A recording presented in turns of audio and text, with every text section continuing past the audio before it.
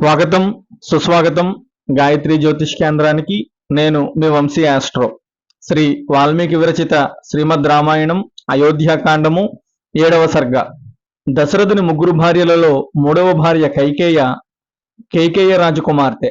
ఆమెకు దశరథునితో వివాహం అయిన తరువాత ఆమెకు తోడుగా మందర అనే దాసి ఆమె వెంట అయోధ్యకు వచ్చింది.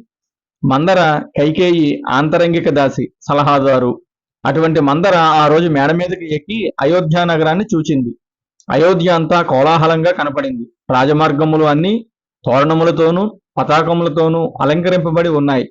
పౌరులందరూ హడావిడిగా రాచనగరుకు వస్తున్నారు. ఇదంతా చూచిన మందరకు ఏమి జరుగుతూ ఉందో అర్థం కాలేదు.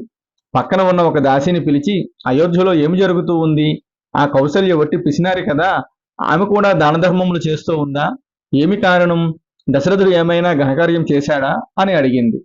ఆ దాసి మందరతో ఇలా అంది, అవును, దశరథ మహారాజు గారు రేపు ఉదయం పుష్యమి నక్షత్రంలో రామునికి యువరాజుగా పట్టాభిషేకం జరిపిస్తున్నారు అని చెప్పి హడావిడిగా వెళ్ళిపోయింది. ఎదుటివారి ఉన్నతిని చూచి ఓర్వలేని మందరలో కోపము అసూయ ప్రవేశించాయి. వెంటనే విసవిస కైకేయ మందిరమునకు వెళ్ళింది. ఆ సమయంలో కైకేయి మెత్తటి పరుపు మీద పడుకుని ఉంది. కైకను చూచి మందర కోపంతో, పోసి తెలివి తక్కువదానా, బయట కొంపలు ములుగుతుంటే నువ్వు ఇక్కడ తీరిగ్గా పడుకుని ఉన్నావా? నీకు రాబోయే ఆపదలు నీకు తెలియడం లేదు అని అంది మందర. కైకకు ఏమీ అర్థం కాలేదు. మందర వంక ఏమి జరిగింది అన్నట్టు చూచింది. అయ్యో, నీకు ఇంకా ఏమీ అర్థం కాలేదా? నీ భర్తకు నీవు అత్యంత ప్రియమైన భార్యవి అని అనుకుంటున్నావా? కాదమ్మా, కాదు, ఎన్నటికీ కాదు. అదంతా నీ భ్రమ. నీ సౌభాగ్యం అంతా ఎండాకాలంలో నీటి మడుగు వల్లే ఎండిపోయిందే తల్లి అని పురుషంగా మాట్లాడింది మందర. ఆ మాటలు విన్న కైక ఆలోచనలో పడింది. మందర, ఏం జరిగిందో చెప్పకుండా ఏమిటా మాటలు? అసలు నీకు ఇంత కోపం దుఃఖం ఎలా కలిగింది? ఎందుకు కలిగింది? కాస్త వివరంగా చెప్పవే అంది కైక. ఆ మాటలకు ఇంకాస్త ఏడుపు ఎక్కువ చేసింది మందర. ఏం చెప్పమంటావే తల్లి, నీ కొంప నట్టేట మునిగింది. నీకు అంతులేని కష్టం వచ్చి పడింది. నీకు ఈ విషయం తెలుసా? దశరథుడు రామునికి యువరాజ్య పట్టాభిషేకం చేస్తున్నాడట. నీతో ఒక్క మాటన్నా అన్నాడా? నీ అనుమతి తీసుకున్నాడా అని సన్నసన్నగా నొక్కుతూ అంది. అసలు ఆ విషయం తెలియగానే నాకు ఒళ్ళంతా మండిపోయిందనుకో. పట్టరాని దుఃఖంతో మునిగిపోయాను. నీతో చెప్పి నీకేదో మేలు చేద్దామని వస్తే నీవేమో తీరుబడిగా పడుకొని ఉన్నావు. నీకు చీమ కుట్టినట్టయినా లేదు. అమ్మా కైక, నేను నీ వెంట ఇంత దూరం వచ్చాను కదా, నీ సుఖం నా సుఖమని, నీ కష్టం నా కష్టం అనుకొని ఇన్నాళ్ళు నిన్ను అంటిపెట్టుకుని ఉన్నాను కదా. అయ్యో, రాజవంశంలో పుట్టి దశరథ మహారాజు గారికి ముద్దుల భార్యవు అయి ఉండి రాచనగరులో జరిగే కుట్రలు తెలుసుకోలేకపోతే ఎలాగా? నీ భర్త నీతో పైపైన ఇష్టంగా ఉన్నట్టు నటిస్తూ ప్రేమగా మాట్లాడుతున్నా లోపల నీకు తీరని అపకారం చేస్తున్నాడమ్మా. అది నీవు గ్రహించలేకపోతున్నావు.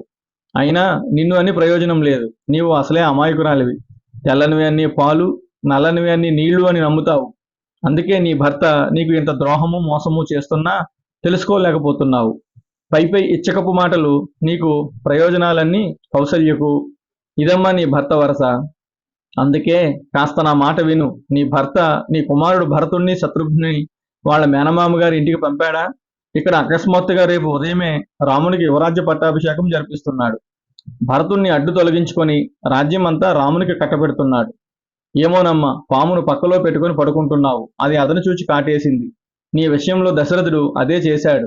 నీకేమో కోరినవన్నీ తెచ్చి ఇచ్చి ప్రేమతో చూస్తున్నట్టు నటిస్తూ నీకు తీరని ద్రోహం చేస్తున్నాడు. రామునికి పట్టాభిషేకం చేసి నీకు నీ కుమారునికి తీరని అన్యాయం చేస్తున్నాడు. కాబట్టి ఓ కైక, ఇప్పటికన్నా మేలుకో, ఏదో ఒకటి చెయ్యి. ఈ పట్టాభిషేకమును ఆపు. నిన్ను నీ కుమారుడు భరతుణ్ణి రక్షించుకో అంది మందర కైకను ఓరగా చూస్తూ.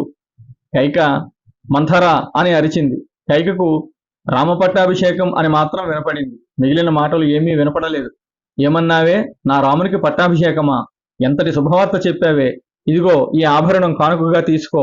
ఇంతటి మంగళకరమైన వార్త చెప్పినందుకు ఇది చాలా, ఇంకా ఏమన్నా కావాలా అంటూ తన మెడలోని హారాన్ని మంథరకు కానుకగా ఇచ్చింది. కైక మనస్సు ఆనంద డోలికల్లో తెలిపోతూ ఉంది. మంథర, నాకు రాముడన్నా భరతుడన్నా ఒకటేనే. ఇద్దరూ నాకు సమానమే. అందుకే నా భర్త రామునికి యువరాజ్య పట్టాభిషేకం జరిపిస్తున్నాడు అని తెలిసి నా హృదయం ఆనందంతో ఊగిపోతూ ఉంది. అబ్బా, నీవు కూడా ఆనందంగా ఉండవే. మనకు ఇంతకన్నా సంతోషకరమైన విషయం ఇంకేముంటుంది చెప్పు. అడగవే, నీకేం కావాలో అడుగు, కాదనకుండా ఇస్తాను అని సంతోషంతో మందరను పట్టుకొని ఊపుతూ కేరింతలు కొట్టింది కైక. ఇది వాల్మీకి విరచిత శ్రీమద్ రామాయణం అయోధ్యాకాండము 7వ సర్గ సంపూర్ణము. ఓం తత్సత్.